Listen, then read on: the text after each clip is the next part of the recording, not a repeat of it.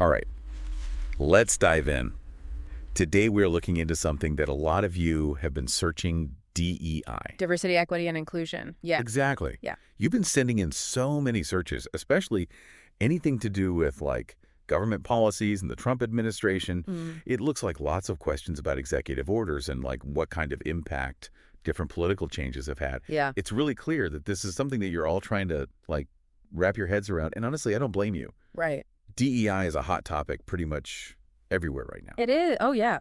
I mean, it's so woven into all of these conversations that we're having about, workplaces, education, and of course, government. Right. Absolutely. Yeah. And it seems like you're especially interested in how DEI plays out in federal policy, like those specifics. Yes. I saw a lot of searches for the Equal Employment Opportunity Act of 1965. Yeah. I have to admit, even I had to like go back and refresh myself on that one. It's a big one. It's a landmark piece of legislation. Oh, yeah.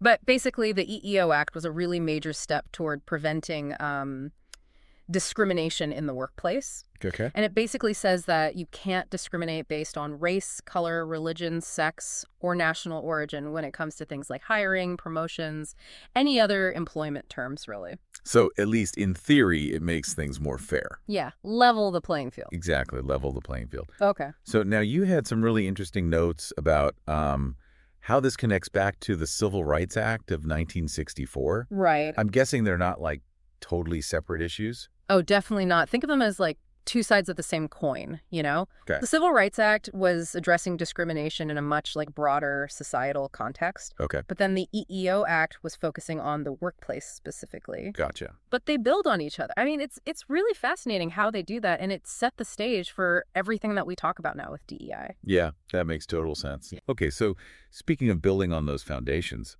you also searched a lot for Executive Order 111246. Yeah. So what is that one all about?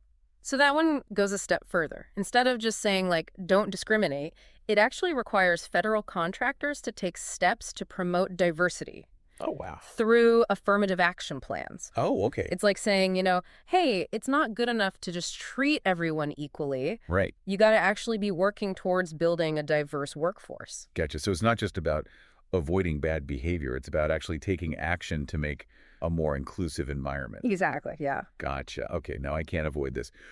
There were a lot of searches about whether Trump revoked any of these acts, Yeah. especially the EEO Act. See? That's a really common question. Yeah. But no, Okay. President Trump did put into place some executive orders related to like DEI training in the federal government. Oh, okay. We can talk about those if you want. Yeah. Let's get into that. But no, he did not undo the Equal Employment Opportunity Act or Executive Order 11246. So those are still in place. Okay, so the foundation's there, but like you said, there have been shifts. Yeah. What were some of the like main things that those executive orders about DEI training were trying to change? Well, those were really mainly focused on putting some limits on the types of diversity training, Yep. particularly the trainings that addressed things like systemic racism or unconscious bias. Okay.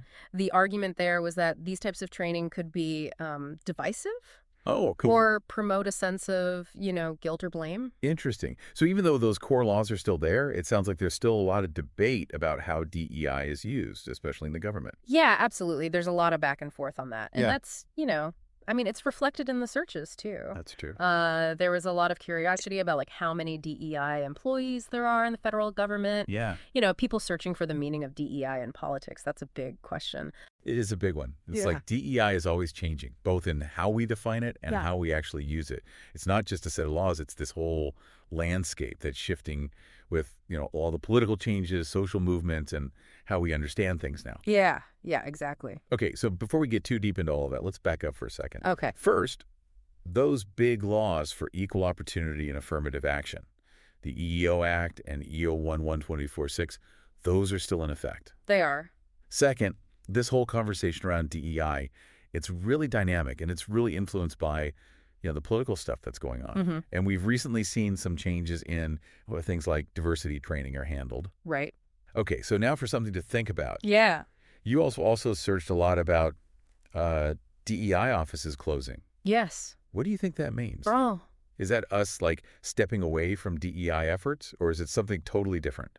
It's a really good question. What could be the long-term results of something like that? Right. Well, I think we have to consider a lot of different things there. Yeah.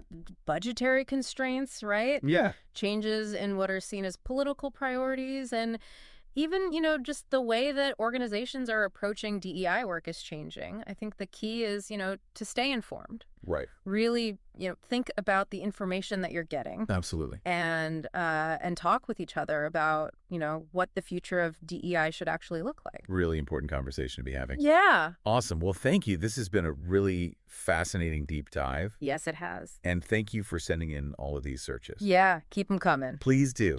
Keep them coming. Today is your lucky day. Today is the day that our $3 website works for you, paying you directly to your PayPal daily. Imagine $3 ongoing continuous payments to your PayPal account. Imagine falling asleep and waking up to $300 in your PayPal account. How would this make you feel? How could this help you? What bills could you pay? What kind of fun could you have? What does that retirement look like now? All for a one-time payment of $3. This website is DFY done for you, fully built and completely hosted, and never stops collecting payments for you. You have spent $3 on coffee on a regular, but that coffee won't help you create multiple streams of income. Click the link below.